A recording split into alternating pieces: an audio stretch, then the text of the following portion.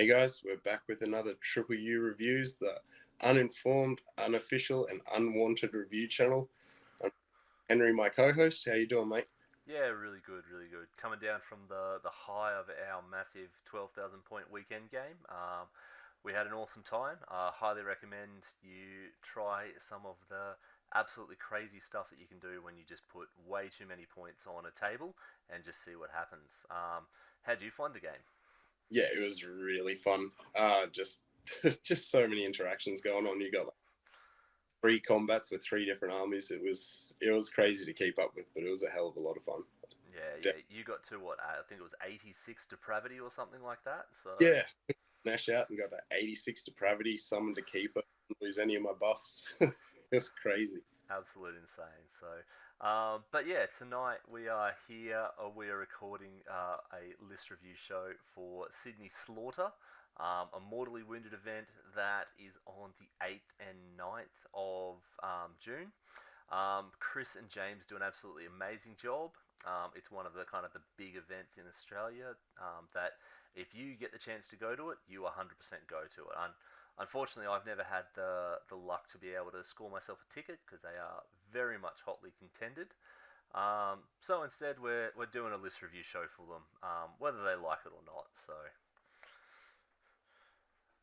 But yeah, we've got 70 odd lists here, so we'll get into it.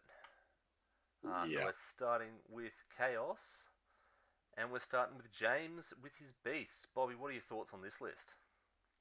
yeah, it's got a heap of big beasties in it. We got the Cron Spine, which you don't see very often. Got a Gorgon, Cygor, big block Ungor Raiders, and then yeah, it's just about the beasts. Lots of big monsters running forward, smashing. Yeah, yeah.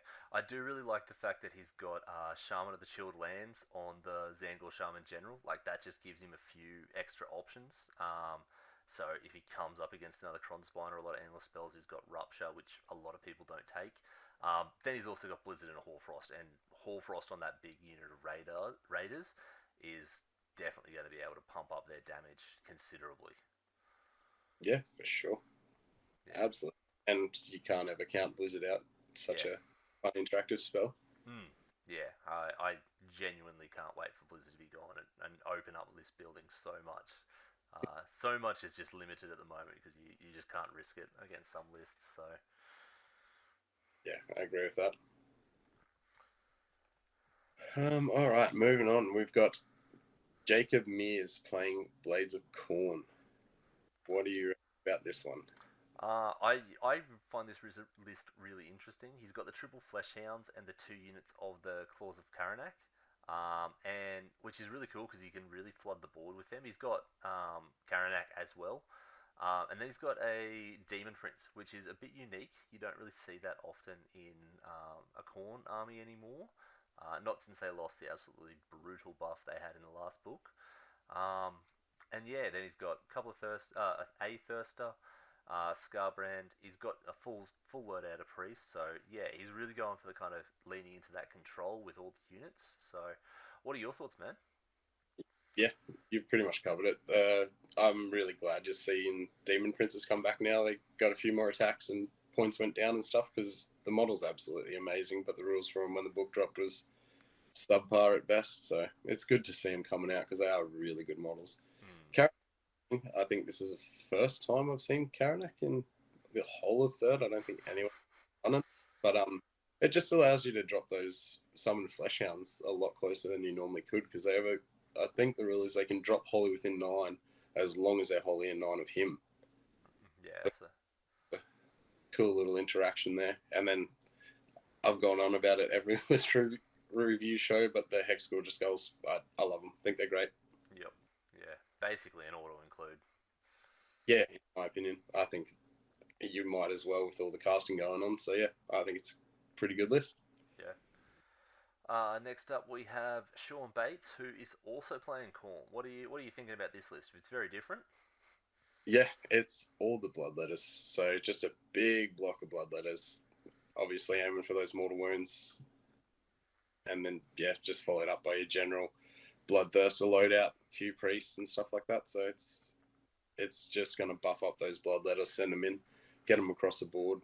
in the hero phase movement and stuff like that, and they're going to get in and do a lot of damage. Got Furies to screen, Flesh Hounds to grab objectives. Interesting, you went for the Wrath-X instead of the Hexgorger. It's a very aggressive choice. Like he's not playing that control with the Hex Gorgeous. He's just going full damage, full send, bring it and smash face. Yep. Yeah. Yeah. He's got the pouch, which will help him out with that too. Just if he gets in really early and aggressive, he can pop that pouch and then stop a bit of spell casting for a turn. Yeah. Yeah. No, very cool. Next, we got Damian Newsom playing Disciples of Tzeentch in the only sub-faction worth mentioning. Yeah, you don't really see anything else much these days. Although one thing that's really unique about his list is he's got a block of 20 Zangors, which I have really never seen before on the table. So really interested to see how he goes with that. Whether or not he's kind of looking to kind of really leverage the Zangor Shaman's War Scroll spell to possibly add to it and try and buff them up even more, or if he's kind of unlocked some secret tech that we're not sure about. But pretty like a pretty standard-ish loadout like Cursling, Kairos, Zangor Shaman, Gaunt Summer of Zinch. Like he's got the full hero package. He's going to be getting out additional birds. So yeah, like he's got Blizzard in there. He's got all the spells. He's got Hoarfrost, which is I reckon kind of part of the tech with the Zangors, like a decent amount of attacks. And so yeah, Hoarfrost on them could really tune them up to the to be like absolutely kill the world level. So Yeah, and they also got the buff to their range as well. They're 2-inch range now, so yeah. So the Hoarfrost on them it's a lot more attacks than you're getting. So, and then like you've got the Anger and Light in there to stop command abilities and stuff. So you can get them up to Ren 3 and they can't all out defense or anything like that. It's pretty scary. Yeah, yeah. Next up, we have Alex with his Hedonites of Slaanesh list with Pretenders. What do you think about this? You were playing Slaanesh on the weekend? Yeah, it's sort of the way Slaanesh is going now. Bliss Barbs, a lot less Bliss Barbs to be honest. But then Glutos is back in the list, so he takes a big chunk of those Bliss Barbs out. But he just buffs up everything else, -1 to hit. He gets some really cool buffs himself, like run and charge and all that sort of stuff. So Glutos is always going to be an absolute beast in any list. You got Lord of Pain there helping out with the Bliss Barbs and the little Myrmidesh Painbringer unit, giving him +1 to hit and wound if he's on objectives. So Contorted Epitome and stuff like that's always good. Infernal Rapturous to make you re-roll all your successful casting for your opponent. Just throws little wrenches in everyone's plans when they think they get a spell off, re-roll it, and then it doesn't go off anymore. Yeah, yeah. I like the fact that he's got a unit of Seekers and both types of units of Seekers, the Slick Blades and the Bliss Barbs. So he's got kind of that flexibility that he can go the Bliss Barbs for the extra rend, but then he's also got the Slick Blades that he can just throw out, mince some chaff, and just start stacking up those depravity points really early. Yeah, yeah, 100%. They'll if you throw them into a little couple wound screen, they'll just take it down and it'll net you a free 10 to 20 depravity depending on what the unit is. So yeah, really. Yeah, really have to play around kind of how much damage they can do, and you can't really afford to throw a screen into them early, because then he just jumps up to that, like you said, 10, 20 depravity, and that just starts the snowball and starts all the buffs. And yeah, 100%. And I think this sort of list is going to be a running theme because Heath Thompson is also running Hedonites of Slaanesh in Pretenders. And yep. if you look, it's very similar. Yeah, yeah, he's got a keeper instead of some of the other heroes, but yeah, still Lord of Pain with the same loadout. Still, he's got Glutos. He's got the 2 units of Seekers. He's got the 3 Bliss Barbs. Like, it's a really flexible list. Really kind of, he's got the shooting. He's got the melee. He's got the tank. He's got the speed. Really can kind of play around with whatever he wants to do. So, is there any kind of secret tech here that people might be missing, or is this just a straight up, it's a power Slaanesh list and he's going to bring the pain? Or Yeah, possibly pleasure? well, yeah, it depends which way you look at it. Really, pain, pleasure, it's all the same to these guys. But no, it's very straightforward. It does what it does. It's got a bit of shooting. It's got those Blitzbard Seekers to increase the rend of all your other stuff as well. So it's just going to move forward, chip off some wounds at the start, get its depravity going. When it finds an opportunity, Keeper and Glutos are going in, and they're going to do a lot of damage. Slick Blades help with that as well. So yeah, it's just going to run up the board and ask you to deal with it, because those big guys both got 5-up boards. So Yeah, yeah, they take a lot more killing than you think. yeah. Moving on to Kieran's Slanesh list. What are your thoughts on this one? It's once again, this one's actually really different to the last two. Yeah, so this has got 3 of the big boys. So it's got Shilaxi in there as well. So she's going to be a hero hunter trying to fight anyone else's big bad nasties, like Maw Crushers, Vampire Lords and Zombie Dragons, that sort of stuff. Her abilities just shut them down so much, so she's really good at doing that. The interesting thing with this one is we've gone with Demonettes instead of Bliss Barbs, and no shooting Seekers at all, but a big reinforced unit of Slick Blades. So that's a big change up from the other lists that we've been seeing. What do you think is the reasoning behind that? Just kind of points, or is there like Demonettes aren't bad, neither are Seekers. So do you think it's just kind of points, or do you think there's some other kind of he's just looking for something a little bit more tanky than the Archers, maybe? I'd dare say it's points. Like, if you wanted to make those 3 units of Demonettes into Archers, you're dropping something.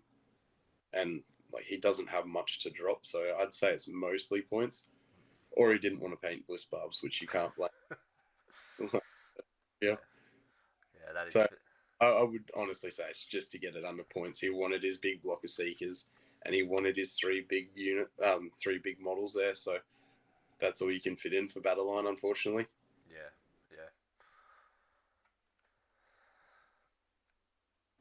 yeah. Well, and we've got another one, Liam.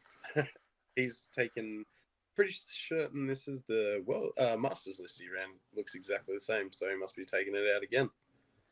Yeah, so he's got the 3 big guys. Once again, the Keeper, Shalaxi, and Glutos.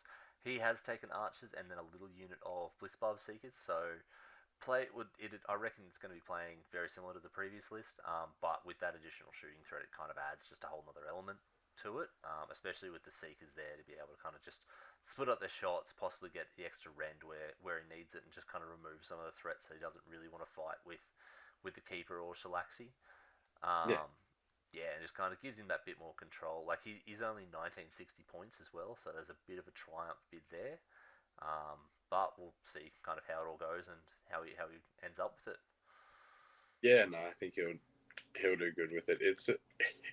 It's such a weird list on paper, but it does work. So it's good to see that a lot of other people are sort of running the same sort of idea. People are figuring it out. So Yeah, yeah. Next up, we have Slanesh again. This one we're still got Glutos in it, but it is kind of very different to the last couple. How does this one work compared to the other ones? it's just your Archers again, but this one's sort of like my list a bit more. So it's got the 6 Fiends. I love Fiends. I think they're really good at the moment. Hopefully they don't change too much in 4th, because I had a lot of fun running mine on the weekend for the first time, and they did a hell of a lot more damage than I thought.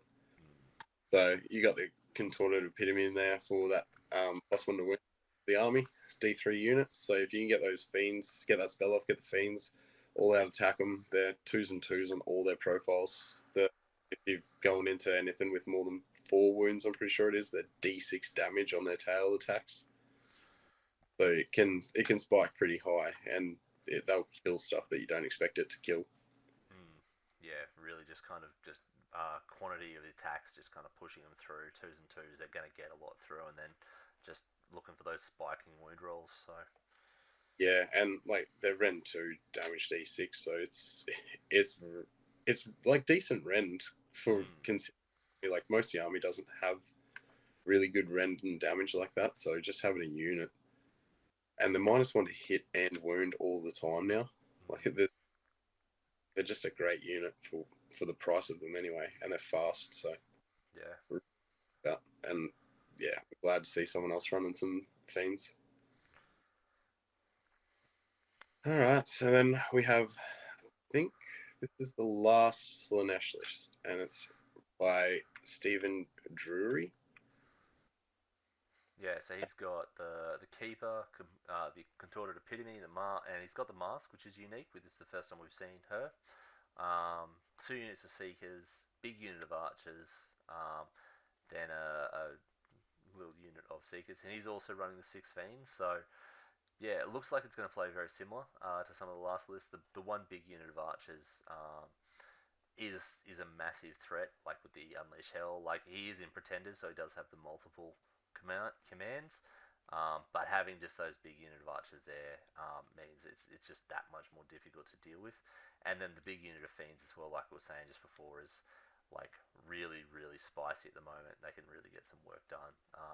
They did some really good work on the weekend in our game.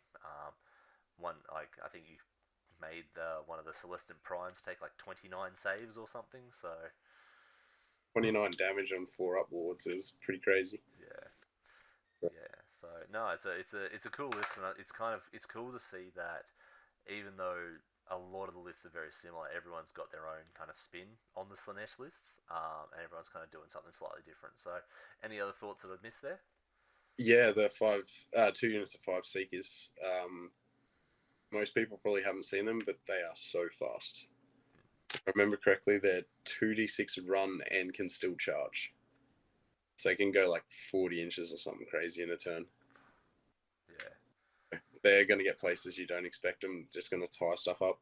They're a little cheap unit that can run forward, screen out, block units off, movement block, and you don't really care if they die. So I don't know if he's going to play them like that, but you can definitely, like if you don't keep your heroes safe at the backboard, these things can come from his deployment to your deployment and kill your little heroes before you even know. Yeah. They're really, Yeah, no, just a cool little threat to have in the back pocket as well. yeah, 100%. So getting into Maggotkin now with Katie's list. What are you thinking about this one, man? Yeah, it's awesome. Glotkin, Orgots, heap of beasts, plague bearers. Um, it's a Glotkin list. They all sort of very similar, but hard to run. But if you can run it well, it's very oppressive. Mm. It's really good list. Yeah. In the one thing that I saw that's really interesting is the triple unit of the Beast of Nurgle, the three of them. Um, Yeah, that like it's a individual Beast of Nurgle is surprisingly tanky. So putting three in one unit, like it's gonna take a lot of work to get through. And if they're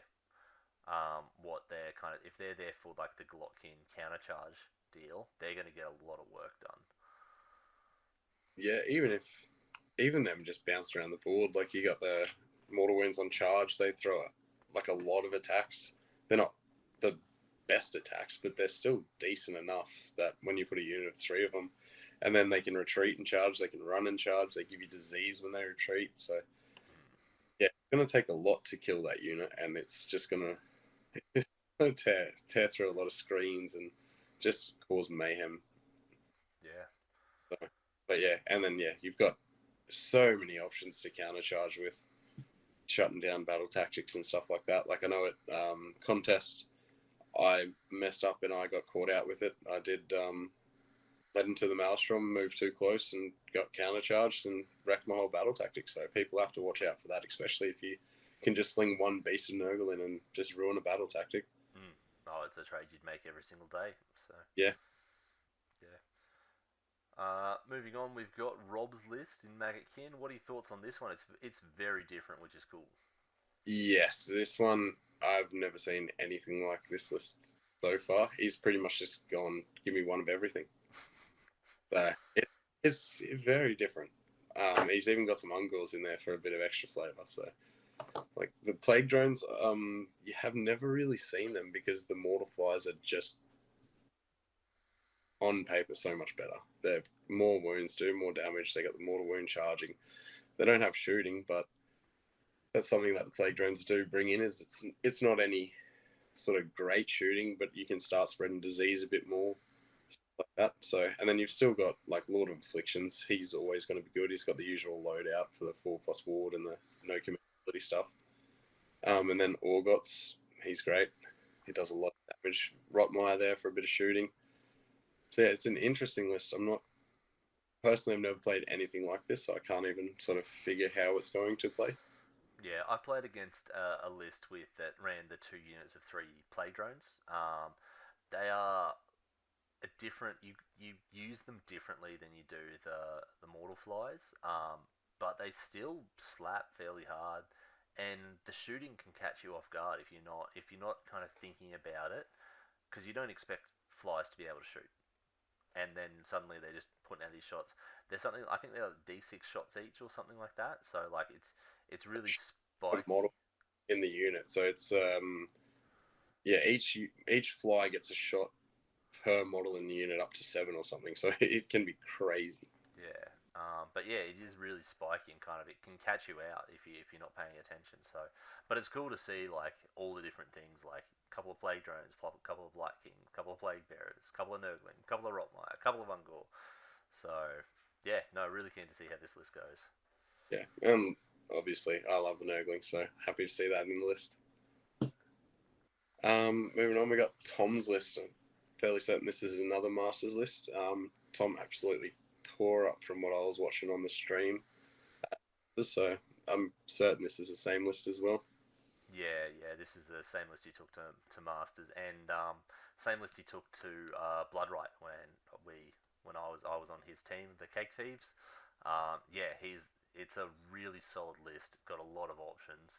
It looks really one dimensional, but the way Tom plays it is just really control and just shuts down all your options early, and then you feel like you're just running into a wall for the rest of the game. So yeah, Yeah, it's a brutal list, and then Be'lakor in there as well is such a flavorful play in terms of just really leaning into that control element. yeah. The one thing I do like that Tom does that I haven't really seen too many other people is the gut rot with the Rotmire. Mm, I think that's a cool little tech piece. Just keep them off the board, keep them safe, drop them in the backboard, and just absolutely spread everything with disease. yeah, yeah, and It's a good. Normally, you got to try and run those Rotmire up the board, and they just get anywhere and do anything. So gut rot just dropping them off the edge of the board is such a cool idea. yeah, and if you try to screen them out, then you usually really light on the front lines, and those blight lords just hit you in the front lines and just go straight through you. So it's kind of a damned if you do, damned if you don't. Yeah, 100%. It's a hard list to deal with. It's Yeah. really well.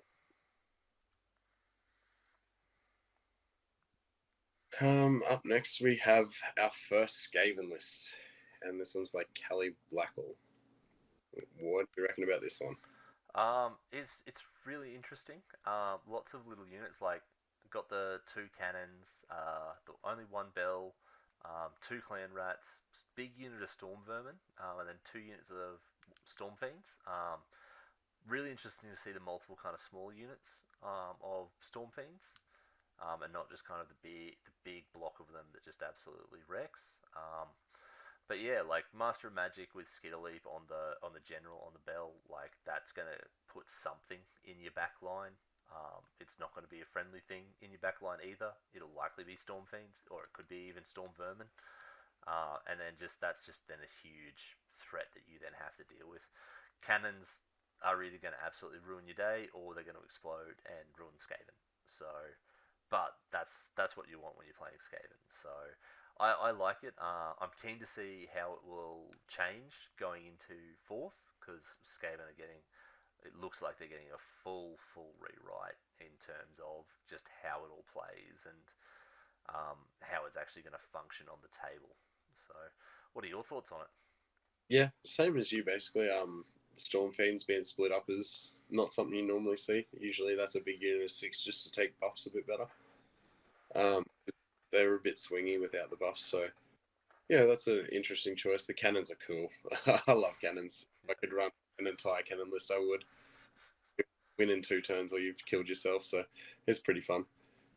But yeah, everything else, just that big block of storm vermin is going to be hard to deal with. That's a lot of wounds, and they're not full scave, and they've got pretty decent saves. You can give them a few buffs to help them out, and it's got blizzard in the list as well. So Yeah. you got to be where you come in. You're gonna set up those screens.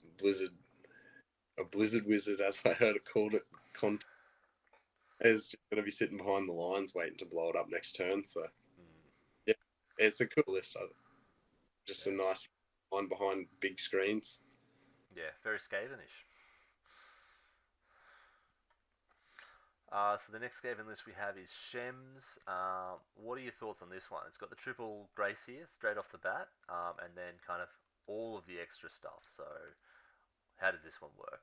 Yeah, we skip over everything else and we go straight to the four Doom wheels. Yep.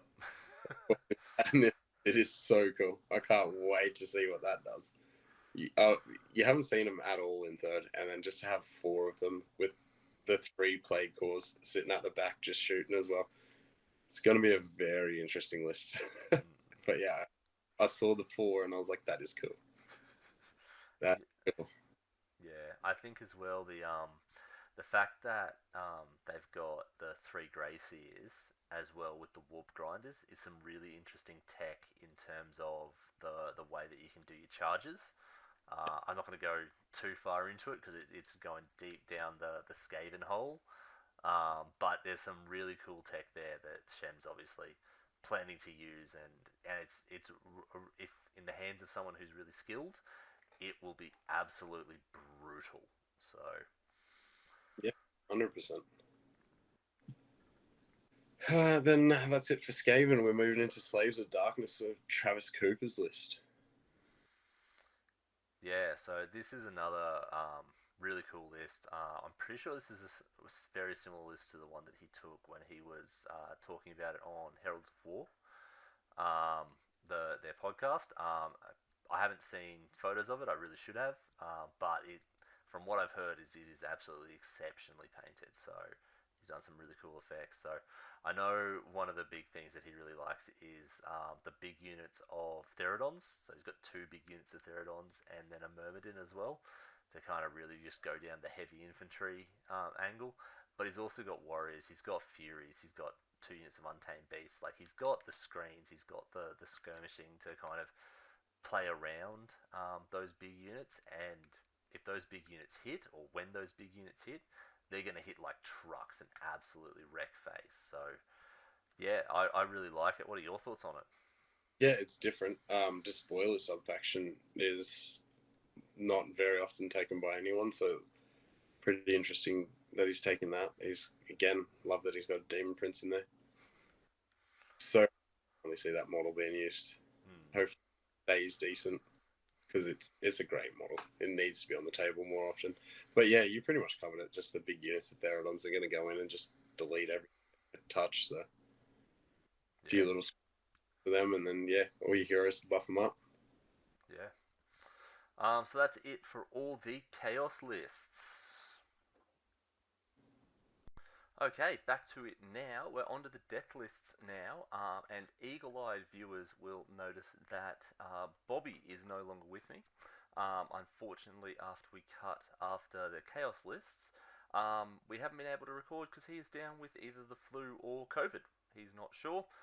So it is just me because he is basically just coughing and spluttering like no tomorrow. So hopefully he does still have a tomorrow. But for the rest of this video, it will be exclusively me, unfortunately, because unfortunately we also didn't have time to arrange a backup guest. So, show must go on, so let's get into it. So we've got Jesse's list here. He's playing Flesh Eater Courts in Hollowmourne. It's a really interesting list. He's got a lot of the basic ghouls, a big unit, and then a smaller unit. He's got a big unit of horrors. But the thing that I really like is the 20 Royal Beast Flayers. That just gives him such control over opposing monsters, and it just is a real question that any opposing lists have to answer, because you can't afford to just let them do what they want because they will absolutely cripple whatever monsters they get into. He's also got Usharan as well, which is a really nice touch. He's an absolutely amazing model, and he is an absolute powerhouse on the field as well, so it gives him a lot of options there. He's also got Hoarfrost in there, as well as the Flayed Pennant.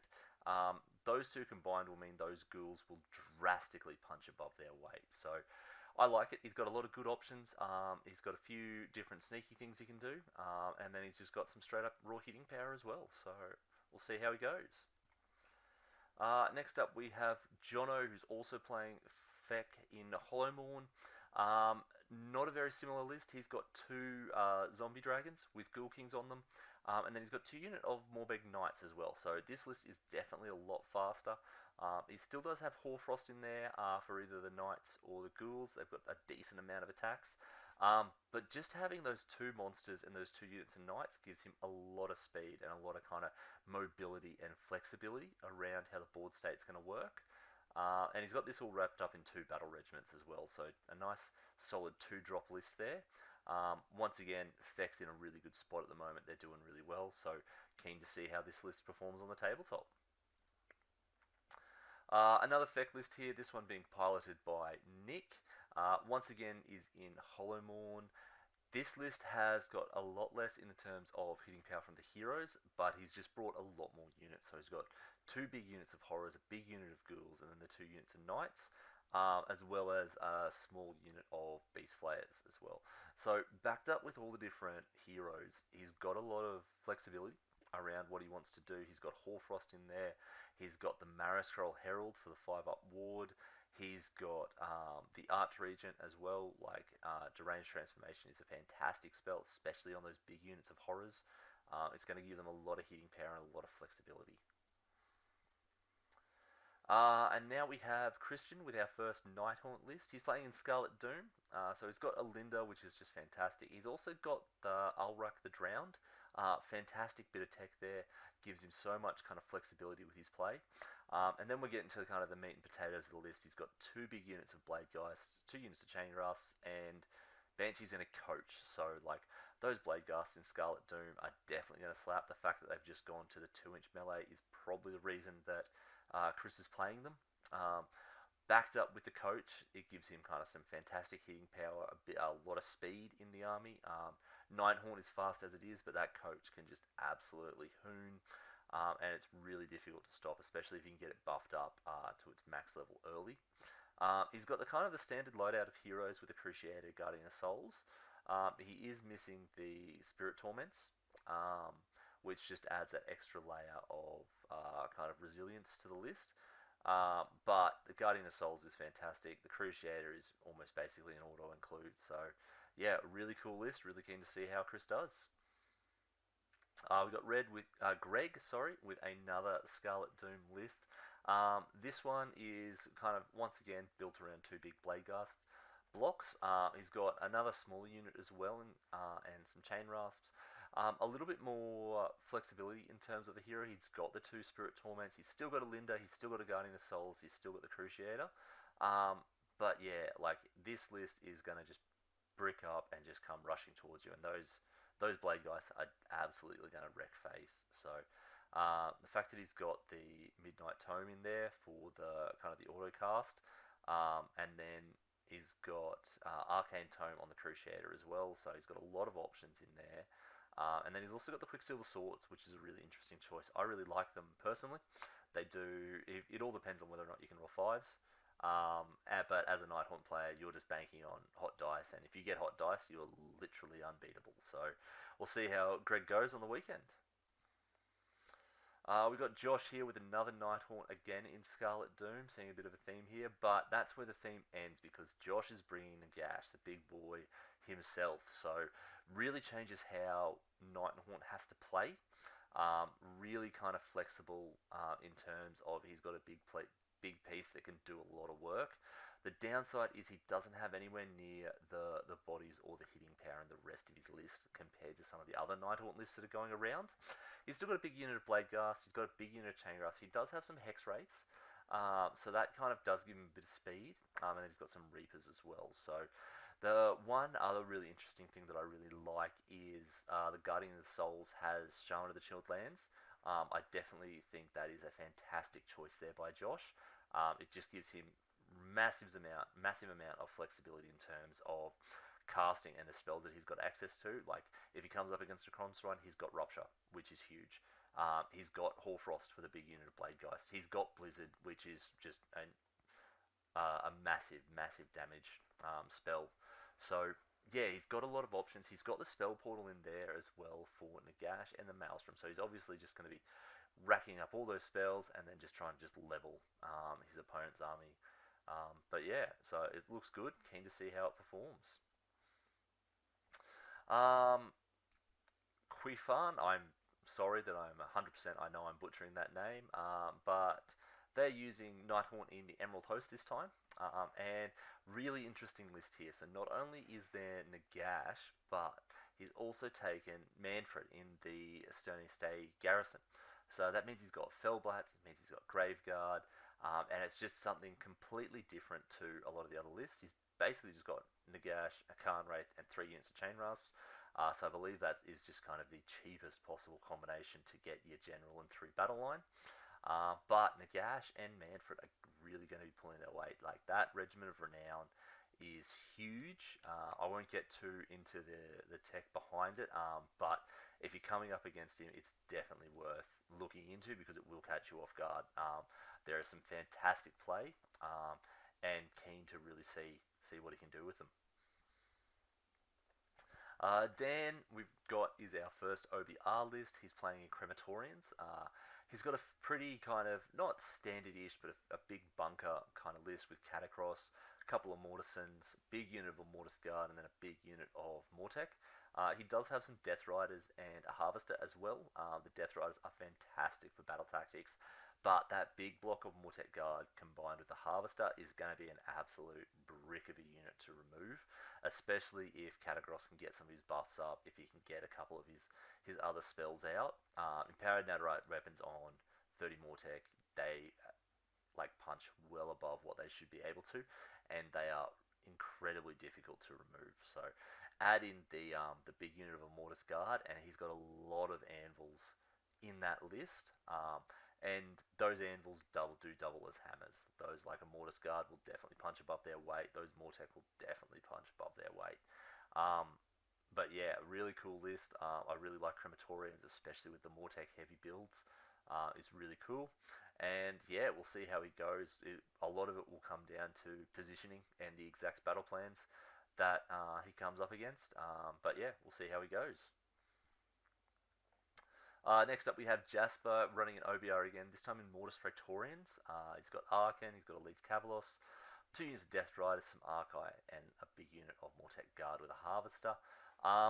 Mortis Praetorians is a very finesse army to use, but Jasper's got all the tools in there to absolutely wreck people with that list. Like those Archai countercharging at just the wrong time.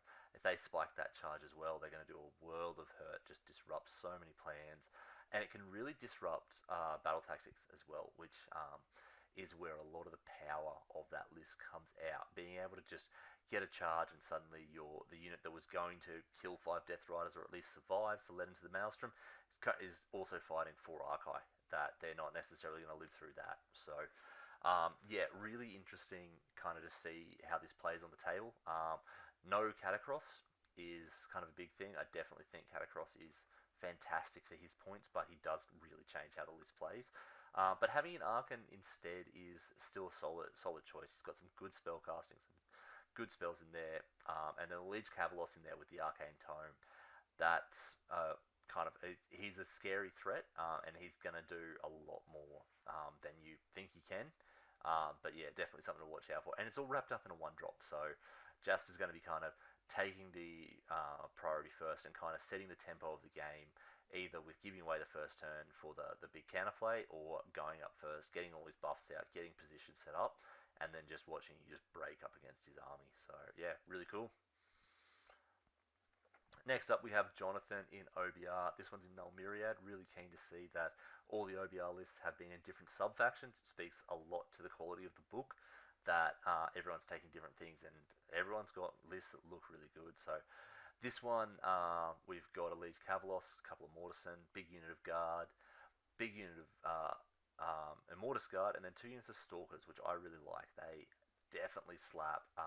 I personally prefer them in a bigger unit. It just gives you a bit more redundancy, but the 2 units gives you so much extra flexibility in terms of where you can get them, and not necessarily you're going to be able to hit with all 6 all the time. So having the units of 3, you can kind of almost guarantee that all 3 are going to get in. It's a lot harder to position around. But yeah, they absolutely hit like trucks. Um, Backed up with with a key Horfrost or an empowered Nadirite weapons, um, they will definitely punch above their weight. So, and the Liege Cavalos as well adds a lot to that list in terms of really just tuning it up to the nth degree and really just getting every bit of damage they can out of those lists. So, yeah, really cool. Really keen to see it on the table. Now we have Keith, who is also playing OBR in Null Myriad. Keith's gone for a very different list.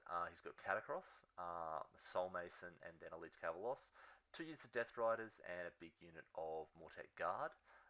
He's also got the 4 Archai again. So the 4 Archai are definitely going to be hitting hard, especially backed up with Catacross and the Liege Cavalos. Both of them can really improve how much damage those Archai can get out. So they are going to be really scary. Death Riders are fantastic for a couple of battle tactics, and then even 20 more Tech Guard.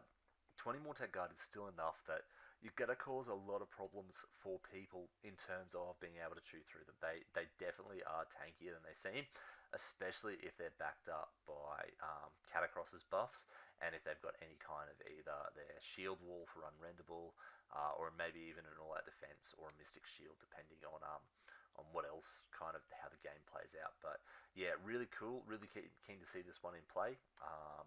And yeah, he's got a lot of flexibility, a lot of options, which is a big thing that OBR sometimes struggle with. Is they can build their bunker, and you're not going to be able to move the bunker, but they can't necessarily get to where they need to want to go.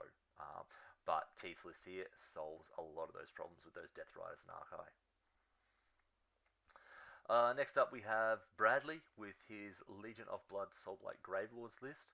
So he's got a Vampire Lord on Zombie Dragon, he's got Neferata and Manfred, and then backed up by 5 Black Knights, some Skeletons, and some Wolves, and a few units of Fellbats. So I really like the inclusion of the Fellbats in this list. They add so much flexibility and options to the list. A lot of people don't know that Fellbats are vampires. So if you damage some of those Fellbats, they actually can then achieve some of the vampire-specific battle tactics. So Bradley doesn't have to risk his Lord on Zombie Dragon or either of his Mortarchs, which is huge. It gives him so much flexibility. Added to the fact that they are so fast and that they come back, it really is a difficult list to chew through. That Zombie Dragon and backed up with the 2 Mortarchs, that's going to be an absolute brick of a little, like, highly mobile little unit of 3 rolling around the field if Bradley plays them kind of all together. That they cause a lot more problems when they're together, just because you've really got to be able to account for everything that they can do. But yeah, he's even got the sneaky little Necromancer in there with the Blizzard, which is an awesome little thing. Just it's a 100-point unit. It gives him a few other options, but having just Blizzard in the back pocket, odds are you'll be standing behind those Skeletons, and just going to be causing additional decisions having to be made by his opponent, which is what you always want. The less decisions you make, the less decisions you can get wrong, and the more decisions your opponents make, the more the likelihood of them making a mistake increases. So, yeah, really cool list. Really keen to see how he goes. We've got another Soulblight Legion of Blood list, this time being run by James. He's got Neferata, he's got a Vengo Lord this time, as well as a Vampire Lord of Zombie Dragon. A few more Knights in this one, but he's also got the Zombie Dragon by itself, which is a really interesting choice. I don't mind it. I do think they get a lot more with the Vampire Lord on them, but they are almost double the points. So I can kind of see that. Yeah, if you're a bit light on points and you want some big monster to be able to do some work, it's 100% kind of a really good choice there. So. The Vampire Lord and Zombie Dragon's got kind of a fairly typical loadout, but the interesting thing there is the Vengo Lord with a Doomed Minion. So I really like that model. It adds a lot of flexibility in terms of different debuffs that your opponent has to remember and take into account. So it's not just a case of saying, oh, my whole kind of hitting force is all unrendable, have fun. You got the Vengo Lord in there with its different debuffs to really kind of push the decision making onto your opponent, and you've also got the unrendable stuff there as well. So it just kind of tanks up that monster brick a lot, and adds a lot more options. So Really cool. Always love to see a Vanguard Lord on the table. I think they're very much slept on. But yeah, really nice list. Keen to see how it goes. Next up, we have Josh playing Soul Black Gravelords in Avangori, which is really cool, and he has gone for all the big beasties. So he's got Look of Vi, the special character. He's got a standard Vengo Lord as well, and then he's got 3 Terrorgeists, which is awesome to see. Kind of just a monster mash on the table, but also kind of hidden in there. He's got 2 units of 10 Skellies. He's got 10 Direwolves. He's got 2 units of Bats. He's got a lot of options for kind of some of the other battle tactics. He's got a lot of flexibility. He's got a lot of speed, and he's also got a decent chunk of bodies as well. So like this list, I think will play surprisingly well for like a monster mash list on the table. Like he's gonna be contesting a lot of objectives. He can take objectives off people fairly easy. Like putting 2 Terrorgeists on an objective is 10 models. So unless you've got a big unit on there, he's going to be able to just steal them with just towing in with the Terrorgeists. But if you go fully on the objective, he's going to be hitting you with 2 or 3 monsters at a time, stacking up some of those monstrous rampages. It can really cause a lot of problems. So like simply putting a roar and a stomp in, you've lost some models and you're not getting command abilities. Like it's a big swing that he can go for there. And really keen to see how this one plays. No, I really like. I've always loved Monster Mash lists. Really keen to see how this plays. So next up we have Kyle's Soul Blight Gravelords in Verkos. So he's got Belladama, he's got Manfred, he's got Vampire Lord, and then a big unit of skeletons, big unit of unit of wolves, and a unit of zombies. But then a big unit of Graveguard as well. So he's got a few big units that are definitely going to punch above their weight. Manfred and the Graveguard both hit fantastically well. But he's got the cheeky little Shaman of the Chilled Lands in on the Vampire Lord as well. So definitely kind of a bit of a threat and flexibility there. And Verkos is known for its kind of control style play, being able to just put models in front of you, forcing you to like go through all the wolves, all the skeletons, all the zombies to be able to actually get anywhere that you want, and really forcing you to play their game, which is what this list looks like. It will really force his opponents to do. And if you can't kind of get out of that trap with only kind of killing what Kyle puts in front of you, and kind of him setting the tempo of the game, you're going to go down hard, just because you're not going to be able to get to the pieces that you need to be able to remove some of his options. So really pumped to see this list. Really pumped to see that there's a lot of different Soul Blight lists as well. It's not just the same kind of 2 or 3 cookie cutter builds, which is always good to see. We've got another Soul Blight list here, this time in Legion of Night. Once again, fantastic to see a different sub-faction again. This one's being piloted by Ryan. It's got a very different list, a lot of speed. He's got the Bloodseeker Palanquin, then a couple of foot heroes. But he's got 3 units of Black Knights, and 3 Bloodborne as well. So those Bloodborne are fantastic models. They're up there in the realms of Fellbats, in my opinion. They're also vampires, so unlock a couple of battle tactics there. Combined with the 20 Graveguard and then the 30 Skeletons, like that's a lot of models, a lot of bodies that he's putting in front of you. And a lot of those bodies are going to hit fairly high above their weight class, especially because he's got the Hoarfrost on the Vampire Lord as well. So making those Graveguard Rend 3 or Wounding on 1s is huge, and is definitely going to kind of swing the game that way there. But I really find the 3 units of Black Knights interesting. They're fantastic little battle tactic units, but also they do hit decently hard. Like they're not going to clear a massive anvil, but they're not going to do badly. Like they're going to clear some chaff. They're going to be able to get where they need to be and just cause problems, just get in the way. But yeah, really cool list. Really keen to see how Ryan plays it. And then we have Stephen with Soul Blight Gravelords. This one's in Legion of Blood. He's got the Vampire Lord on Zombie Dragon. He's got Neferata. He's got a Vampire Lord on foot, this time with the Shaman of the Chilled Lands, which I really like to see. A big unit of skeletons, big unit unit of zombies, unit of direwolves, and a big unit of Graveguard as well, all wrapped up in a 2-drop. This is just a fantastic little list. I say little, like he's got a lot of bodies. Like there's 70 infantry if you don't include the wolves or the Vampire Lord. If you do, you're up to 81. Like that's a lot of dudes on the table. And then you got the Vampire Lord and Zombie Dragon Neferata flying around as well. Like, the amount of debuffs that Steven will be able to get out is ridiculous. And all of those are going to make it just even more hard for you to be able to deal with those big blocks of skeletons or Graveguard or either of the monsters. Like, he's really much going to be setting the tempo, like playing his game. And I reckon if Steven can get some decent dice early, he's definitely a bit of a powerhouse there with that list. So, yeah, he can definitely he could even weather two or three things going wrong, like losing the zombies or losing the direwolves, like throwing them away, using them to screen out to protect his characters.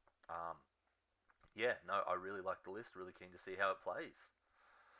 So that is all the death lists, and so we'll jump straight over to the next one. Okay, on to the destruction lists now. And first up, we have a good friend of mine, Clint, who is playing Gloomspite Gitz. He's playing this in Jaws of Mort, and he has got an absolute ton of squigs. He's got a Loon Boss on Mangler, Kragnos, a couple of Shamans, big unit of Bounders, big unit of Squig Herd, and some Fanatics as well. I think this list is really cool. The big Squig Herd is a massive problem to try and take from on objectives. But the hitting power of Kragnos, the Loon Boss, and the Bounders is not to be underestimated. It is going to come in and hit like a truck. The biggest thing with Kragnos being able to get those 3d6 charges means that they are going to likely be able to get in from quite a distance away and really bring the pain. He's got Hand of Gork in there as well, so if you can get that on a sneaky Mangler or the Bounders, really get them into position and then get Kragnos up for a 3d6 charge, only needing a 9, is pretty reliable, and they're going to definitely bring plenty of damage with them. So really cool list. I do like the inclusion of the Fanatics, a nice little surprise if anyone targets the Moon Clan shooters. And yeah, Clint can play this really defensively, quite aggressively. He's got a lot of options, which is always really good to have. And yeah, really keen to see how he goes. Next up, we have Gary, who is also playing Gitz in Jaws of Mork. He's got a Squig Boss, he's got Scragrot, he's got a Shaman, a couple of lots of units of Bounders, one being significantly larger than the others, and a Squig Herd. And then he's got the Gobpalooza as well, so definitely trying to leverage some of their buffs there. That big unit of Bounders is incredibly scary. They're going to be able to do so much damage on the charge, but even just off the charge as well, because of Jaws of Mork, the Squigs get extra attacks, combined with the Madcap possibly getting Hoarfrost on them. And then, yeah, he's got a lot of options there. The Snufflers as well to give out some buffs, the Gobpalooza. But even the two small units of Bounders and the Squig Herd, they all can do plenty of damage in their own right. They don't necessarily have to go in fully buffed. They can still do quite a bit without anything. So gives them a lot of options, a lot of flexibility. Keen to see how this one plays. Next up, we have Nick, who's also running Gitz. This one's in Glog's Mega Mob. He's got a Dankhold Trogboss, he's got Scragrot, and then three little Shamans. Two big units of Rockgut Troggoths. Some shooters, some Fanatics, and the Dankhold as well, Troggoths. So lots of big anvils in this list. Troggoths are ridiculously tanky, but they can also bring the pain. Like, those two Dankholds definitely shouldn't be underestimated. They can do a lot of damage there with some of their special rules. Combined with some of the endless spells that he's got three. He's got the Skulltide, Ravanax, and the Gravetide. And then with all these spells coming at you, like, he's going to be really putting a lot of pressure on early. Scragrod is amazing as always. But then having the two Madcaps both with Blizzard gives him a lot of flexibility. You can't easily scalpel one out to remove that threat. And then the Trogboss as well is really good with the Loon Skin, and then the Glowy Howsett to get that Skulltide in there for free is huge as well. So really keen to see how this one plays. Yeah, really keen. He's got a lot of good tech in there. Really, really pumped about it. Next up, we have Sam, who's also playing Gitz. He's running Jaws of Mork. So he's got a Cave Shaman as his general, Scragrot, and then a Squig Boss. And then a big unit of Bounders, another decently sized unit of Bounders. The interesting thing that he's got in his list is he's got 20 Ardboys as a bit of a an anvil in there allied in. So really interesting to see them included. Like they are really tanky. They can do a decent amount of hurt as well. They're also like they're gonna be. It's gonna be really interesting to see how he plays. Whether he uses them kind of central or kind of to hold a flank, depending on kind of what the mission is and where his bounders are really wanting to go. But yeah, really cool list. I like as well. He's got Shaman of the Chilled Lands on his general, so just give him that extra flexibility there. And then Scragrot is amazing as always. So yeah, really cool list. Really keen to see how this one goes. Next up, we have Sean, who's got Gits as well. He's in Glog's Mega Mob. Once again, he's got a lot of Troggoths. The difference with this list is he's got a big unit of 6 Fellwaters. They can really improve the damage of the rest of the list with their Vomit attacks being able to ignore positive modifiers. So really just kind of put some of that rend that the Rock Guts and Dankholds can do. But he's also got Trug, so Trug is a fantastic piece. Getting some of those buffs up early, Trug's a big piece to remove as well. Lots of health there, decent save, decent bit of healing. Like, yeah, really cool list. Once again, the Gobblepaloozas in there, and I really like the inclusion of Ripper's Snarlfangs as well. Like, they're such a cool little piece for the tech of battle tactics. They're ridiculously fast, surprisingly resilient for only a 3 model unit. But yeah, really cool little bit of tech there. Yeah, keen to see how this one plays as well. So we've got another Gits list. This one's being run by Sean. This one's in King's Gits, so he's got the better chance to bring stuff back.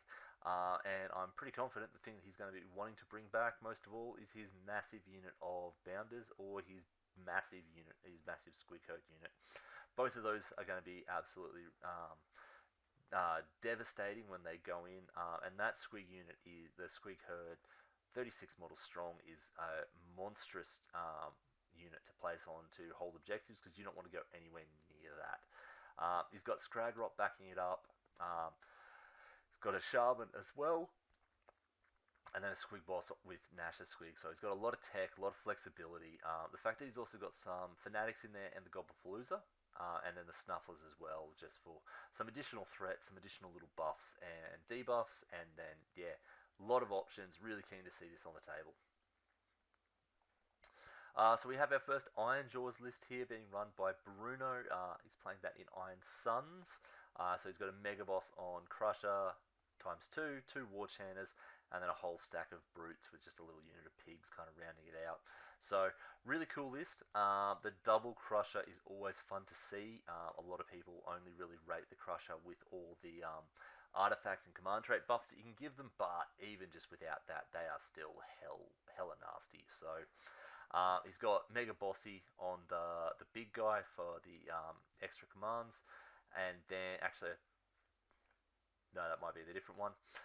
Amulet of Destiny as well, just for a bit of resilience there, and then he's got the Great Big Hand of Gork as well on the Weird Knob, which is fantastic on the in the Iron Jaws lists, being able to Mighty Destroyers as well. So yeah, and then yeah, being in Iron Suns, he's got the countercharge mechanic, which is awesome. So those brutes you're not really going to be able to isolate, but even the Maw Crushers you're not really going to be able to isolate either. So really cool to see this list. It's very different to a lot of the other lists. So yeah, pumped to see this getting played. Got another Iron Jaws list here. Iron Suns again, run by Joshua. He's only got one Maw Crusher in this list, 2 Chanters and a Shaman, and then the difference is he's got a lot more in terms of infantry. 2 units of Ardboys, 2 units of Brutes, a big unit of Rages, and a big unit of Gore Grunters as well.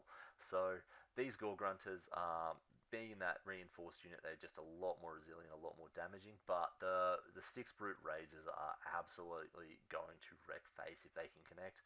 But they are almost the definition of a glass cannon, so will melt to the slightest breeze, which if you're playing against Josh, you will 100% need to do. Otherwise, they will just be pointed at the biggest thing and absolutely wreck it. So really interesting with the like the 4 other infantry units. They're all stereotypically quite slow. With the Mighty Destroyers, they are a lot faster than they appear to be, but they still are quite slow. But with Iron Suns as well, with that countercharge mechanic, it's going to be really interesting to see how people have to play around that, and just how Josh can interrupt battle tactics. with people trying to going for charges or staying out of range, and then just watching just a whole unit of brutes come in from the flank and just really change the entire outcome of that combat. Next up, we have Kyle, who's also playing Iron Jaws in Bloodtooths, and he has gone for pigs. Lots and lots of pigs. So he's got Gordrak as the Fist of Gork, he's got a Chanter, and he's got Kragnos as well.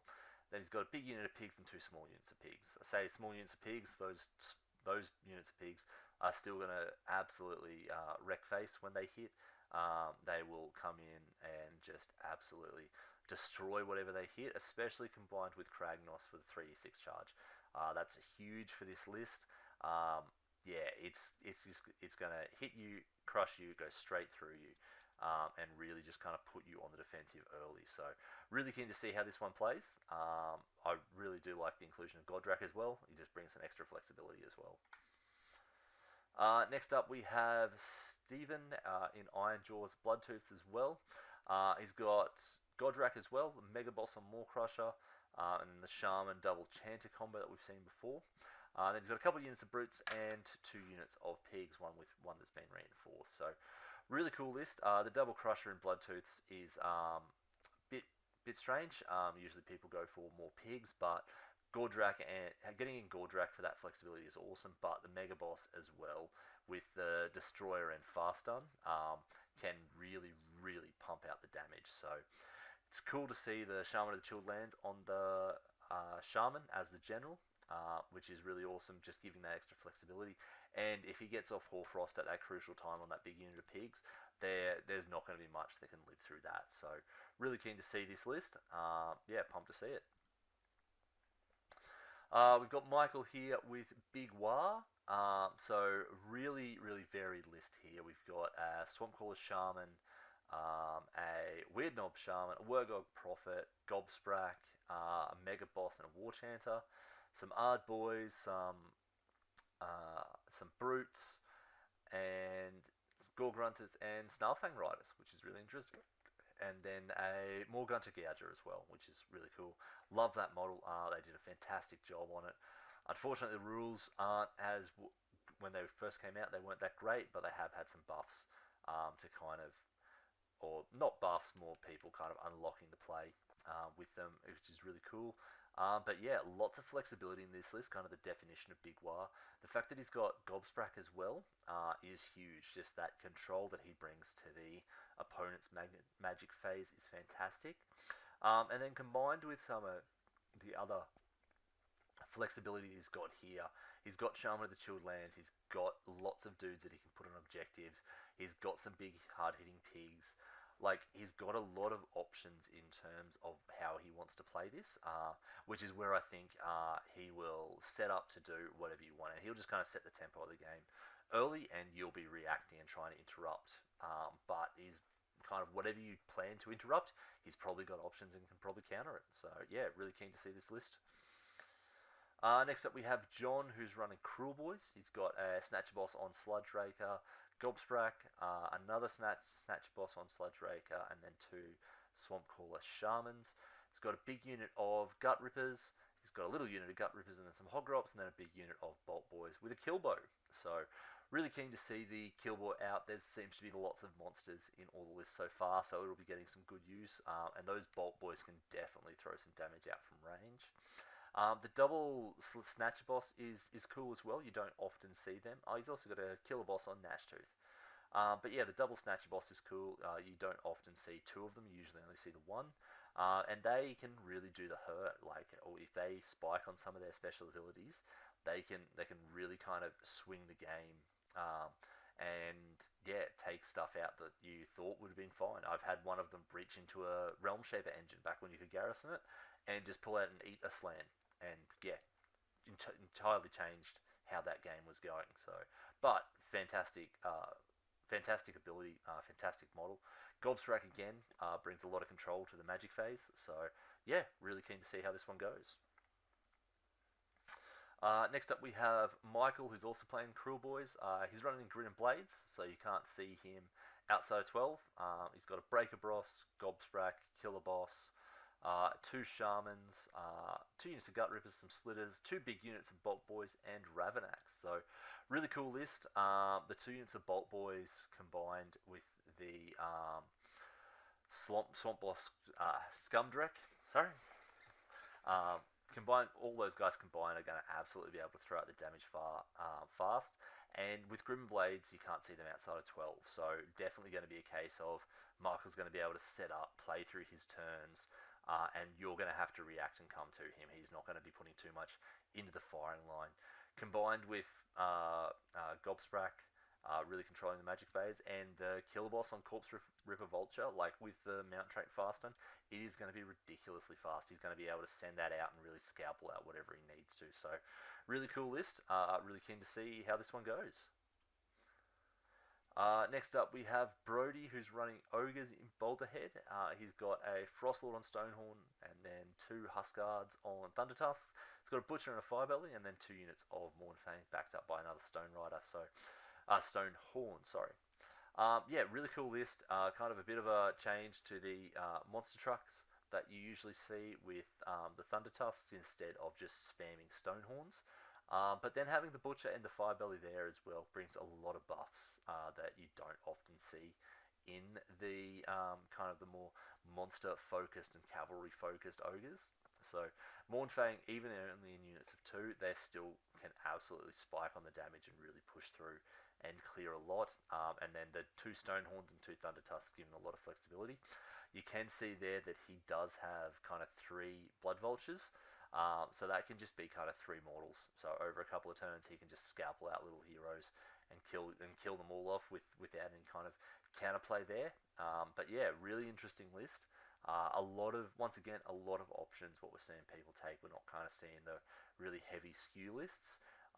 Seeing that he's got the flexibility with the Thunder Tusks or the Stonehorns or the heroes or the cavalry. Like, yeah, really cool list. Really keen to see it.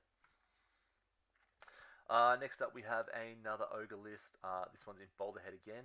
We've got 2 Frostlords on Stonehorns, and then Kragnos, and then 3 units of Frost Sabers. So, really... Oh, and an Icebrow Hunter as well. So this is kind of a much more heavily focused list, but he's still got a lot of flexibility in there. Those Frost Sabers are ridiculously fast and are so useful to just scoring those little battle tactics. But Kragnos and 2 Frostlords bearing down at you means you can't really afford to spend your time dealing with those Frost Sabers, because you need to start putting some damage onto them, because if they hit you at full health, they're not going to be going down anytime soon. So yeah, really cool list. Really cool to see the flexibility in the smaller units, but then the bigger units are still just such a major threat. So yeah, really cool. Next up, we have Luke with Ogres, and he's playing it in Meat Fist. So he's got Kragnos, and then what appears like all the Tyrants that no one else is taking. So he's got 3 Tyrants in there, all with the Brawler Guts big name for the extra bonuses on the charge. In Meat Fist, once again, bonuses on the charge for the impact hits. And then a unit of Iron Guts and 2 units of Gluttons with a unit of Gouges as well. So those Tyrants are going to punch well above their weight in terms of doing those impact hits and really just kind of skewing the fight drastically towards them.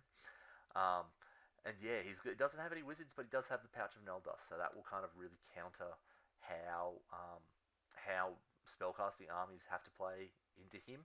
But also, he's just going to be throwing models across the table as fast as possible. So you don't really need to worry about what wizards are casting if you've got a Tyrant in combat with the wizard, because that wizard's not long for this world if that's the case. So, but yeah, really cool list. Really keen to see how this one plays out. Next up, we have Mitch, who's running Ogres as well, once again in Meat Fist. He's got a Frostlord on Stonehorn, and then 2 Butchers, and then 2 units of Gluttons and 2 units of Iron Guts, rounded out with some Nobblers and an Iron Blaster. So I really like the inclusion of the Nobblers. They are a fantastic screening unit, incredibly annoying to have to play into and play against. And the Iron Blaster as well gives him some really good range kind of threat that you can't ignore. You really have to be putting something into it, but then he's just got this wall of meat with the 20 ogres just coming at you. That's a ridiculous amount of wounds and a monstrous amount of hitting power.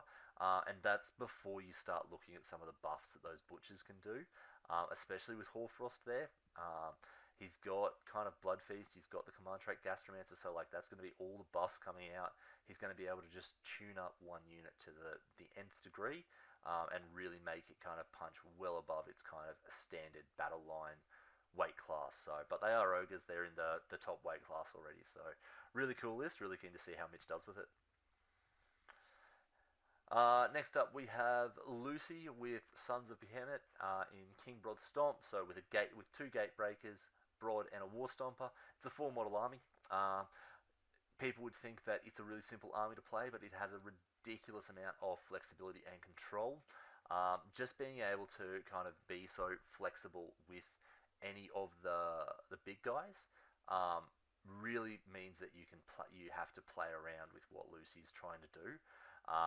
Whether or not they're pushing up aggressive, they're playing back kind of more defensive, playing the objectives. Like that's what Gargants do. They stand in circles and win games. So to really kind of stop them, such a damage check. It's such a DPS army. But yeah, if you can't deal with a Gargant a turn, you're going to be in for a world of hurt. So. And then our final list is another Sons of Behemoth. It's in the Stomper tribe. Is King Broad, there's a War Stomper, and then a whole stack of Man Crushers. So once again, a really different list, which I love to see. I love to see kind of not just everyone running the same stuff, and all the Man Crushers here is a really cool addition. Combined with a War Stomper and King Broad, like there's a lot of options in there as well. You're not committing a quarter of your army to stand on an objective just to stop someone being able to take it off you. You just put kind of a single Man Crusher on it. They're only a bit over 100 points. Like, it's not that much of your army to kind of spread out, so it plays really differently to other Gargant lists, which I really like, and I'm really keen to see how this one goes on the day. But yeah, that's all the destruction lists, so let's get into the next one. Okay, here we are with the order lists now. The best Grand Alliance, in my humble opinion. And getting straight into it, we've got Austin here with a Seas of Sigmar list in Misthaven. It's got the Cavalier, Hexbane, Galen, Callison Toll, Paedophilus, Steelhelms, Tree Revs, more Cavaliers, Command Corps, Gyrobomber, Hunters, Dorelia, Toll's Companions, Brethren of the Bolt. This is such a varied and cool and themed list. I love it. He's also got the Pontifex in there. I miss that over all the other special characters that he has. This is a really cool list from a theme perspective. I love it. I really do. But also, if you start breaking it down, this is a really cool list from a play perspective as well. He's got so much flexibility in terms of all of those little units and those little characters, with being able to kind of get them where he needs to get them, being able to use their special abilities to deal with whatever your opponent has. The two units of Cavaliers with the Cavalier Marshal are all going to hit really hard. He's even got the Curse on the Marshal as well to really just tune them up to the next level. Pontifex is an amazing piece, and then combined with all of those little characters, and the Gyrobomber and the Command Corps and the Tree Revs, he's going to be able to really scalpel out any heroes well as well. And so combining that with the hitting power of the Cavaliers, with the flexibility of the Tree Revs, and then being able to scalpel out all the heroes, he's got a really solid list as well. Misthaven with the additional movement shenanigans, like there's going to be a lot of flexibility that Austin's got on the table that he is going to be denying to opponents. So, which is really cool to see. Really keen to see how this list plays. Next up, we have Poi Hin. I apologise for butchering that. Playing Cities of Sigma in Hammerhall Ashkey with a Warforger, Steam Tank Commander, and then tanks. All the tanks. Also with Pontifex and a Hurricanum, and then some Tempesters in there as well. So this is a really cool list as well. I really love the tank spam. They are such a good unit, such a solid war scroll. But once again, he's got the flexibility there to either crank up the damage, crank up the movement, the Hurricanum doing mortal wounds, the Command Corps interrupting your opponents. Even the Tempesters are surprisingly fast for what they are, and they are everything in this list is ridiculously tanky. So the Pontifex as well there, giving some of her buffs, is huge, being able to either scalpel out opposing heroes or being able to throw up the ward saves on the tanks. Like, Really cool list. Really like this list. Really keen to see how this plays on the table. Next up, we have Scott, also in Cities of Sigmar. This one in Greywater Fastness. Warforger, Pontifex again, and we're going tank spam with a tank commander, and then 3 steam tanks. No Tempesters this time, but instead we have some Cavaliers. And then the Hurricanum. So once again, a really cool list. Really cool to see that it's in Greywater instead of Hammerhall. It just shows the flexibility that the book has with its sub-factions. And then the Cavaliers as well are going to be really good for battle tactics. And then you've got 4 tanks rolling down the field, a big block of them. They're ridiculously hard to move. They can all pump out the damage. And he's even got a sneaky blizzard in there on the Warforger as well. So really cool list. Really keen to see how this one goes.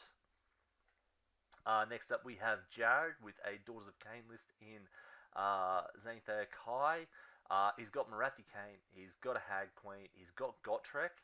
And then 2 units of Witch Elves and a big unit of Stalkers.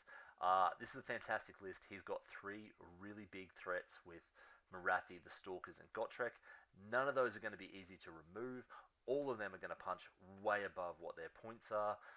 And you kind of have to really play around these 3 big threats. It's a really cool list. Really keen to see how Jared does with it. I think he's going to be able to kind of position people kind of between the threats and really force them into bad decisions. Like he's probably going to end up kind of forcing people to commit models into either Marathi, the Stalkers, or Gotrek that they don't want to be in there full stop. So any one of those is a huge threat, and having all 3 on the table, and even on some of the missions where it's more focused down the center, that's going to be a huge threat to kind of see them all in there and just know you really don't want to send in anything to try and deal with them. Next up, we have Chris with a Fire Ladies list in Greyfeared. So got a Magmadroth, Battlesmith, Rune Master, Rune Smiter, and then a couple of big units, a big unit of Hearthguard Berserkers, and then 2 units of Volkite Berserkers, again with Gotrek. So Gotrek's a fantastic piece in this list, such a powerful kind of tanky but also hammer and anvil style character, really hard to deal with but kind of not something that you can ignore, otherwise he's just going to wreck face. Getting the lone Magmadroth in there as well is really cool. It opens up some of the additional battle tactics, which is huge. And then the Battlesmith and the Smiter with having the Nulcidian icon and then the hand-carved Nulcidian icon is fantastic magic defense. So combined with that 15 Hearthguard Berserker block, like that's a huge threat, especially backed up by all these heroes. So really cool list. It's going to be considerably slower than a lot of the other lists, but also considerably more tanky. Like none of those units are moving anywhere in a hurry, either by Chris or by his opponents. So really keen to see how this one ends up playing out for him on some of the bigger and wider spread battle plans. Next up, we have Ben playing IDK in Nautilar. So he's got an Eidolon of the Sea, Eidolon of the Storm, and an Achillean King, as well as a Tidecaster. 2 little units of Thralls, and a Leviathan, and then 3 lone Alapexes. This is a really cool list. A lot of flexibility in those Alapexes especially. They are ridiculously fast and punch way above their points value. But also with the double Eidolons as well, that brings him so much power in terms of combat with the Eidolon of the Storm, but also casting with the Eidolon of the Sea, which is really cool to see. He's got the flexibility in there. He's got the, like, even with the King, combined with the Leviathan, combined with the Alapexes, there's a lot of damage in this list. A lot more than it looks like at first glance, but he's got also a lot of kind of mobile threats and mobile uses. Like nothing in this list is very slow. Like the slowest things here are his infantry, and they're still faster than normal. I really like this list. Really keen to see how it plays. I love the fact that he's including a Leviathan, despite not going heavy into the Namadi. But it's a really, really cool little piece of tech, and giving him big monsters never a bad thing. Next up, we have Will with IDK as well, this time in Morphan. He's got an Achillean King, a Soul Render, and then Lotan. Big unit of Morsar Guard, 2 little units of Reavers, big unit of Thralls, and a couple of Alapexes, and a Leviathan as well. Morphan's really cool with reinforcing and bringing back those Namadi. but the big unit of Morsar Guard as well is always going to be a threat. And then he's got the King in there with the Unstoppable Fury and Polearm. Like that, he is going to be a huge threat, especially backed up by the Leviathan and the Alapexes as well. I really like this list. It's really cool in the fact that it's got a bit of everything. He hasn't gone just pure spamming the Namati. He's still got some of the eels and some of the sharks as a bit more of a faster threat. And the Leviathan in there is just so amazing with the Namati, but also just by itself. If it can get off its monstrous rampage to really tune up some of its buffs, then yeah, it's going to do amazing things. Next up, we have Jacob, who's playing KO in Barakazon. So he's got a Navigator, Endrin Master with two Endrin Masters with harnesses, Gotrek, and then unit of Arcanauts, two bigger units of Endrin Riggers, and then two frigates. So really cool little list there. I always love to see Gotrek in a KO list. He just brings a completely different way to play the game, which is really cool to see. But the double frigate with the Endrin Riggers as well is always a cool thing.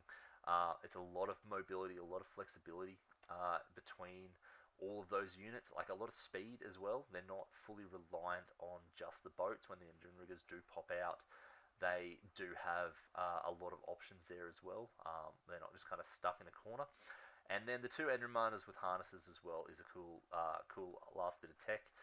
Being able to just heal up those frigates that bit more and really just keep them alive and keep those threats kind of bouncing around the field. So really nice list. Really keen to see how it plays. Next up we have Ethan, who's playing Seraphon in Thunder Lizard. Got an Astrolith Bearer, Old Blood on Carnosaur, Oracle on Trog, and then a Star Priest, 6 Lancers, and then 2 Stegs with 2 Basties with Arcs of Sotek. So this is a ridiculously tanky list. Almost everything in this list is going to be at -1 damage, which is huge. Those Basties are rocking a 2-up save. Those Stegodons, if you're sending in small units, are going to be a bonus save. The Trog giving them -1 to hit aura. I absolutely love this list. I played something very similar to it very recently, and had a great time. So yeah, really cool. The one cool bit of tech is he's got Vengeful Defender on the Astrolith Bearer as well, so he can just send out those Lancers and that Carnosaur just straight up the field, top of one, get them really stuck in and just pin the enemy down and just force them to kind of deal with all that beef and tank right in their face from the get-go.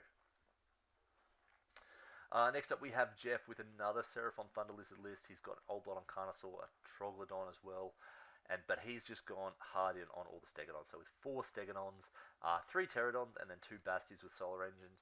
This is just a monster mash gun line. So those Basties with solar engines are throwing out some absolutely amazing shooty, but also they are absolutely solid. They're not something that you're going to be able to remove easily. And then putting 4 Stegodons on the table is always cool, especially around, he's got them all with the Sky Streak bows. So that is a lot of threat from range, 24-inch range on the Basties and the Stegs bows. All of it, all of it's damage 3, 3s and 3s. Like, there's a lot of power coming out of that. So he's just going to be able to kind of shoot off stuff straight off the table. And then when they finally do get stuck in, Stegodons are no slashes in combat. They don't have much rend, but they just make up for that with just a volume of attacks. So, yeah, really cool to see. Always love the Thunder Lizard lists. A bit of a soft spot in my heart.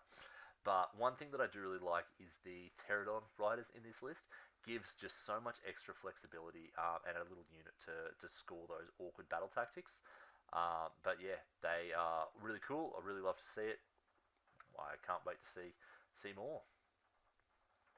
So next up we have Mitch with Stormcast Eternals playing an Astral Templars in Scions. So he's got Ionis, he's got an Incanter, and then a Castellant. 2 units of Vanguard Hunters, a big unit of Stormdrake Guard, and then unit of Raptors with Long Strikes, and then some of the new Soulsworn as well. So this is a really cool list. Ionis backed up with the Stormdrake Guard is such a mobile power threat. They can do so much damage straight off the bat with all their shooting, but also with some of their extra abilities as well. And then when they actually charge in, they do awesome work as well. The Incanter there with Celestial Blades is going to be tuning up those Stormdrake Guard most likely with just the bonus. And the Lord Castellan with the Arcane Tome as well, like that's just extra armor. Mystic Shield and his ability is going to be awesome. Really tune up something to make it ridiculously tanky. And then the Vanguard Hunters are great. The little options there for them to teleport around the board, scoring battle tactics, just being annoying is awesome. And then the Raptors with the long strikes with the Thunderbolt volley, like they're going to do a lot of work from range. And Mitch is really going to be able to play around with kind of removing threats, falling back, jumping around, kind of with the translocate and the Scions. So yeah, really cool list. Really keen to see how it plays. Next up, we have Tim with his Stormcast Internals, once again in Astral Templars in Scions. This list is very different though. He's got 2 Vexillers, Krondus, and then a Lord Arcanum on Griff Charger. 2 units of Vindictors, some Paladors, which are awesome. You very rarely see them, but they are beautiful models. And then an absolute smattering of Chariots, with 3 Chariots, and then 3 Praetors as well, which is never a bad idea when you're taking one of the big dragons. A couple of endless spells wrapped up in 2 Battle Regs for a 2-drop, so really cool little list. Krondus just kind of being sitting front and center with the Praetors backing him up is a really cool option. Just being able to kind of play around with where he goes, having those chariots in to be able to kind of land and then do the charges with the Scions is awesome. Always they very much hit really nice and hard, especially with their impact hits. And then the Vindictors and the Paladors are there just for some flexibility, which is really nice. But the really kind of the sneaky key of this list is the Knight Vexillers. Just being able to kind of put out those mortal wound bombs early, combining that with some of the damage from spells, and then landing, impacting, doing some little shots, that kind of thing. Really flexible list, really cool. Really keen to see how this one plays on the table. Really good job. Next up, we have Tom with the Stormcaster Colonels in Hallowed Knights. This one's in a Stormkeep, so no dropping in, but gets bonuses for being with Cities units, and you can see that he has taken full advantage of that. So he's got a Knight Incanter, Knight Zephyr, and then 2 Knight Zephyrosses, Gardas, and then a Steam Tank Commander. All the Liberators with 5 units of 5, and then some Command Corps, and then 2 more Steam Tanks. So really cool list here. Very much playing the gunline kind of brick list with the Liberators there, and the tanks. Doing the Mortals if you stay in combating in the Liberators. If you go into them, you're going to be copping some. And then the tanks there just providing kind of that extra tanky support. But also providing some really good gunline, especially with the tank commander there. Gardas being in there for a 5-up ward is huge with so many Liberators. And then the command core there just to kind of cause some chaos in turning off some command abilities is huge as well. So I really like this list. It's a really different list. It's really cool. I even like the fact that the Knight Incanter has Shaman of the Chilled Lands just for flexibility. Being able to kind of get the spells that you want out is awesome. So it makes those Liberators even more threatening when you know that they could get kind of Rend 3 or hitting on or wounding on 1s the next turn very easily if he gets off that Hoarfrost. So yeah, really cool list. Really keen to see how it plays. Next up, we have Chris with his Sylvaneth list. So he's got, so he's playing this in Heartwood.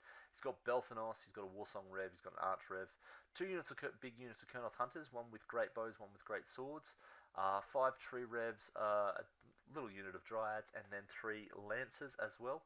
Really cool little list. The fact that he's got Spellslinger with Vespal Gem is always a fun little bit of tech. Just the Warsong can just sit at the back and cast without threat whatsoever. Arch Rev's there to buff up all the Kurnoths and Belphanos, and any of those 3 units are absolutely get work done. So really cool to see. The bows, especially with their 30-inch range, backed up by the Arch Rev, can really put damage out from a distance. But with Spellslinger, with the ability for him to put out extra trees, yeah, he's got a lot of threats in this list, and none that you can easily kind of scalpel out. He can very hypermobile with the Tree Revs, Lancers, Belphanos. Even the Kurnoth with Belphanos being able to run and charge is huge, rather than relying on the teleports. So really cool list. Really keen to see how this one plays. Next up, we have Josh with another Sylvaneth list. This one is in Oakenbrow. So Oakenbrow is the big monster list, and you can see that he's taken plenty of them. So he's got two little branch witches, Spirited Durthu, Tree Lord Ancient, Drycha, then some Dryads, a couple of units of Tree Revs, and then a couple of Tree Lords as well. So really cool list, a lot of tech in this list. A lot of kind of playing around with where he wants to be, which I love. I really, really like this list. I played something very similar recently and had a great time with it. So really fun list to play, and an absolute nightmare for your opponents. The amount of different buffs and abilities that you have on Tree Lords, Durthu, Tree Lord Ancient, and Drycha really means that your opponents need to be on the top of their game to be able to play around and figure everything out. So and then finally for the last list, we have Michael with his Sylvaneth playing in Heartwood again. He's got an Arch Rev, Belthanos, a Warsong Rev, 6 Kurnoth with Great Bows, 6 Kurnoth with Scythes, some Tree Reds, and some Gossamer Archers, which are fantastic to see. Such a small, light skirmishing unit that a lot of people sleep on. I really like them.